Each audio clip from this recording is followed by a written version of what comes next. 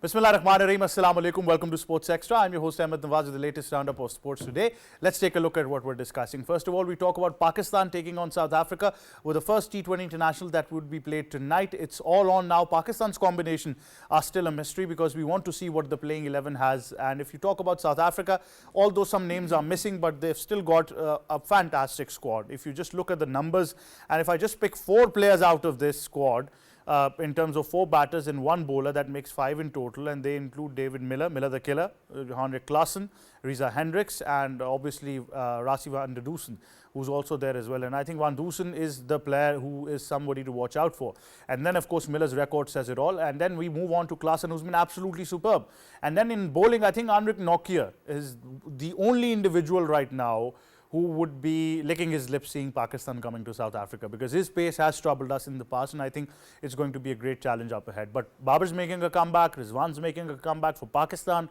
The game is very much on, and it's going to be a very interesting series. Then we move on to more cricket, and we discuss the National T20 Cup in detail as well. We'll give you all the updates and the highlights and everything that there is to talk about.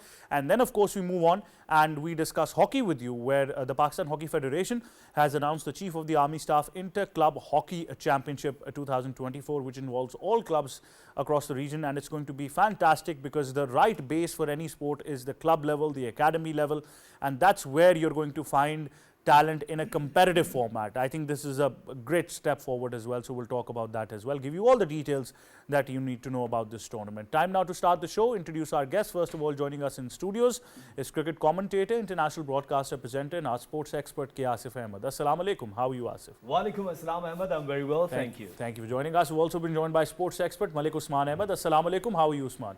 Walaikum assalam, I'm doing well. Thank you for joining us. And we've also been joined by cricket expert and analyst Sabir Hussain. Assalamu alaikum. Sabir, how are you? Walaikum assalam, Ahmed. I'm good, thank you. Thank you for joining us as well. Now let's take a look at a report of Pakistan versus South Africa, and then we continue. Pakistan is ready to take on South Africa in a challenging all-format series, which will start today with the first T20 international match in Durban. This series includes 3 T20 internationals, 3 one-day internationals and 2 test matches, running until January 7, 2025. Pakistan's T20 squad, which arrived in Durban on December 7th, has been preparing with training sessions ahead of the first match. The T20 international series will continue in Centurion and Johannesburg on December 13th and 14th. Pakistan's T20 international squad, which was announced on 4th December, has been the return of white ball captain Mohammad Rizwan, who was rested during the Zimbabwe T20 series. Babar Azam, Naseem Shah and Shaheen Shah Afridi have also returned to the T20 squad after missing the Zimbabwe series. Pakistan has won the last 2 T20 international series against South Africa, with victories both at home and away in 2021. And there you have it, all you need to know about this series and the challenge up ahead in detail. Asif, it all begins tonight. Interesting encounter now. How do you see the series? Well, everyone is saying about the playing 11, and one player that is definitely everyone is talking about, that if Salman Ali Agha is not the skipper, then how you will include him in the side? The question. The second thing is that Babar Azam and Rizwan, they're back. They were not in the Zimbabwe series, which was a very good decision from Pakistan Cricket Board. And then again, Shaheen Shah Afridi and Naseem Shah.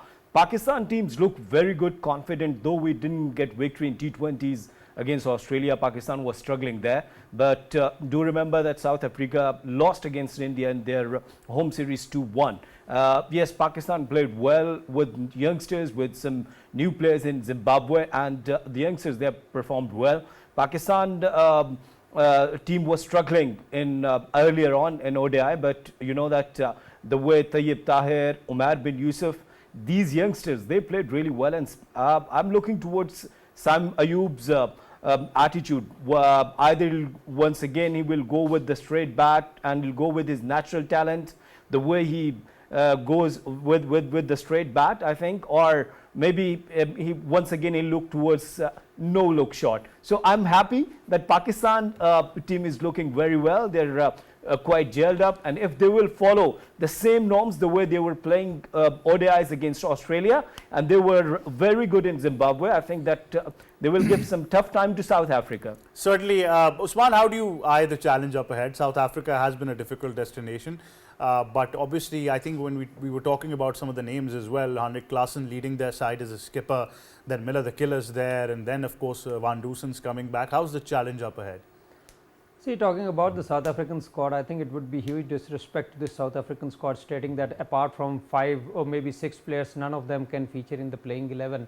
I think more than half the side is already there, and players like Bartman, they were in the squad. Rickelton was in the squad for the World Cup. So they have a good squad, and a player like Tabraiz Shamsi, we did not include him in that top 4 or 5 players that would feature in the playing 11. I think that is another disrespect to a great player who was recently #1 T20 bowler in the world as well. So it's a good squad, and it's going to be a fine series. As far as Pakistani team is concerned, I am not so sure what this Aqib Ball and this new selection committee has brought forward for this Pakistan side.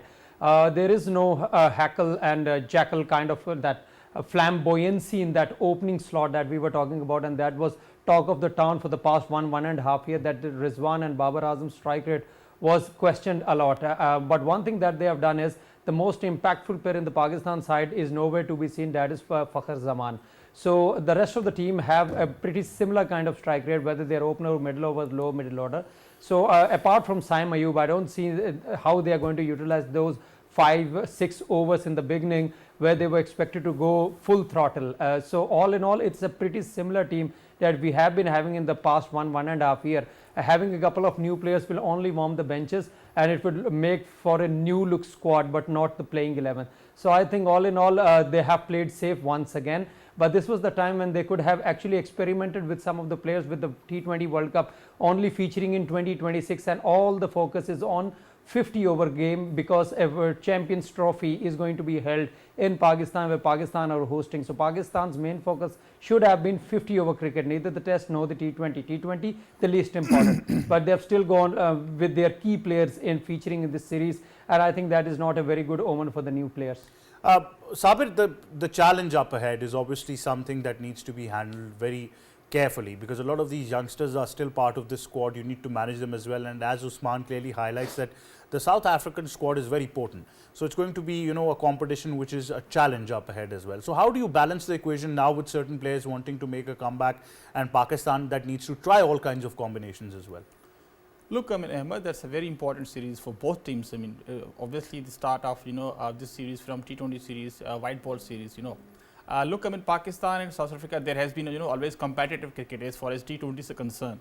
Since 2007, initially we basically played in Joburg to way back in 2007, but we lost that particular match against South Africa by 10 wickets. But since then, we basically played some good cricket, especially in South African conditions. If you talk about the previous 5 matches, Pakistan basically won 4. As far as this particular ground, Durban is concerned, Pakistan basically played 2 matches. I mean, way back in 2007 again, in 2020 World Cup. One against Scotland, and remember won the tie match against India. But look, I mean, as far as Pakistan lineup is concerned, you have to give chances to the youngsters, and we have seen the recent performances of so many youngsters, especially in the spinning department, and also the middle order, especially the Tayyab Tahir factor in T20s, because good to see he has been included on the performance of recent ODI series and also T20 series as well. He was a good player in Champions Cup. We have seen the kind of a flavor he basically provides, especially in the middle overs. But we basically focused on Salman Ali Agha too much because of his vice captaincy. To be very honest, we need to have someone who can basically hit some big shots and also accumulate the runs as well. Tayyab Tahir could be the one factor who basically accumulate the runs as well, and also he doesn't play so many dot balls like Salman Agha does. But I mean, as far as Naseem Shah factor and the workload management is concerned, it will be interesting to see how basically Mohammad Rizwan utilizing his bowlers, especially in T20, especially is a very important series for Pakistan. But I mean, the highest score on this particular ground is 226, made by Australia against South Africa. So it will be interesting to see how Pakistan basically will manage. Again, Babar Azam and Mohammad Rizwan's captaincy win the toss. Again, you try to field first. So you try to utilize the conditions, try to see the history of this particular ground as well. You have to basically bat really well if you're batting first. 170, 175 will be power score. But I mean, look, I mean, way the India basically youngsters played against this South African side couple of weeks ago. We have to basically adopt the same kind of mindset. We cannot, score 140 and then we can have the reliability as far as our bowling is concerned. We have to play like other teams are playing, especially in the utilization of power play. Asif rightly said that the role of Saim Ayub will be important. Along with Saim Ayub, Babar Azam or Rizwan, they have to play freely. Look, I mean, this is a bilateral. This is not a World Cup, by the way. Absolutely, but I think at the same time we all agree that it has come to a point now where, particularly for Saim Ayub, this is the kind of challenge where he stamps his authority. He tells everyone in the world that I'm here to play for Pakistan for the next 10 to 15 years. I will be one of the greats. I'm not a page of a book that you turn over after just a couple of games, as has been the case. I think if there was ever a list of Pakistani players who have debuted and played 4 or 5 games and disappeared, we would have had, I think, a whole library. But Asif, you have to take it as a challenge now. You have to tell the world that I am not just a one-match wonder kid. I'm not just about that no-look shot. I'm more than what it is to offer. We have talked a lot about this no-look shot, but the question which you are raising, it's a very important question. That what would be the future of Saim Ayub? We have watched and witnessed his class during Australia tour when he was playing in ODI, his straight drives and his on drive, his pull shot, a proper pull and hook shot, which we have observed against top-notch fast bowlers in Australia. So that was his actual class. The problem was, once again, your mentorship, your coaching, that how the coaches are dealing with you. Ahmed, other players are getting chances, some new players like Umar bin Yusuf, Tayyib Tahir. Even, we were pretty much disappointed about Sahibzada Farhan because he didn't perform well. He was not up to the mark even after getting ample opportunities. But this opportunity for the Saim Ayub and players like Sufyan Mukim, Umar bin Yusuf, a very, very vital and crucial opportunity for them. And not only, that the Pakistan Cricket Board, but the entire world is looking towards the team Pakistan, how they're performing, because as Usman Bhai was mentioning about the upcoming Champions Trophy, Pakistan will be hosting, not only hosting, Pakistan will be defending the title. So it's a very, very important, crucial series, not only for the seniors, but the juniors as well. Well, absolutely, but it'll be injustice, Asif, that if the youngsters who have just come into the side are not made part of this challenge as well. I understand we don't want to give them stardom too early. They still have to go through that grind. But somebody needs to talk to them. The communication needs to be very clear that, look, you're the future of Pakistan.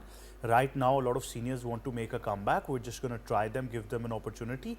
But you are in consideration for Pakistan cricket. Well, I think that this is what I've said. And Aqib Javed looks very clear in that scenario, because he has given an authority to these youngsters that, let's suppose we talk about that Umar bin Yusuf, that normally we do watch him that he bats on number 4, number 3, number 4. But during T20 series against Zimbabwe, he came as an opener. And he was okay for me the way he has started, because that when we talk about the pressure of international cricket, he was looking confident because recently he has done so well in the Emerging Asia Cup. I think that when coaches are telling them that you're Pakistan's future, go play your natural game, do not take any sort of pressure, and it's not your last opportunity. This is what you were trying to tell. Yes, it's really, really important for the coaches to tell to your juniors that you will get more opportunities. This South Africa series is not the series where your career would be ending. You should go play natural cricket, play positive cricket, as you were doing very well in the domestic cricket, and you will be in playing 11 for next, and you'll be in squad for the next and upcoming tours as well. So I think, yes, a very well point made by you, and I think that the coaching and the managers, they're considering this point as well. Usman, a lot of test cricketers who I managed to talk to have actually said that Saim Ayub looks like a product that can be invested on and made into a player who plays for Pakistan for at least 10 to 15 years. But how we manage him as a player is very important, because in the past we don't have a good history of managing players well. How would you define his future? That is a confusion that has been created over the years in the PCB. A player can only bring up his talent, and how he is nurtured, how he is furnished, how he is polished is what the high excellence center is for, and the Pakistan Cricket Board pays lakhs and lakhs of rupees to these experts, but how many of them have converted into world class players? That is the question to be asked. And talking about Saim Ayub, he has been getting lot of chances, and I don't think it is only because of his batting. He doesn't play too aggressively. Certainly his strike rate is between 130, 140, 145, which is actually good, but it is not out of this world. And then talking about Saibzada Farhan, who has been performing for ages in the first class cricket, in the list A cricket, and he has been doing fantastically well, but he gets a series in Australia where all the team just crumbles and they lose 3-0 and he's out of the series. And then there is a player, Umair bin Yusuf, who is actually more of a nudger and a 120, 130 strike rate kind of a player, and he is a middle order batsman. He gets to open against Zimbabwe, and he doesn't perform to the expectations, but he gets another series in South Africa. So where is that consistency? I just don't understand. One thing, once you want to finish off a career of a upcoming player or a certain talent, and there is a lot of pressure of media on you, you get them to debut in series against South Africa's, Australia's, England's, New Zealand's, the Sena countries where you expect them to fail, and once they have failed, they become history. And once you want to invest in someone, you get them to debut their series against Kenya's, Namibia's, Bangladesh, Zimbabwe, and they just keep carrying on. That is not a fair way of judging a player and a talent. So if you are getting your opportunities, that is good.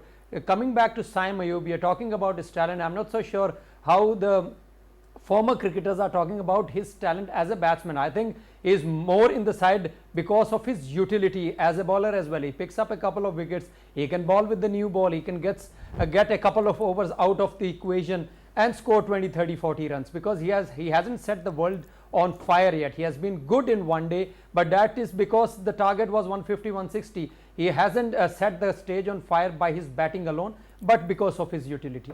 Well, certainly, but then again, I still believe that this is a long haul process. But because we're talking about T20, it'll be injustice if we don't talk about the National T20 Cup side by side with this Pakistan-South Africa series as well. Let's take a look at a report and then we continue.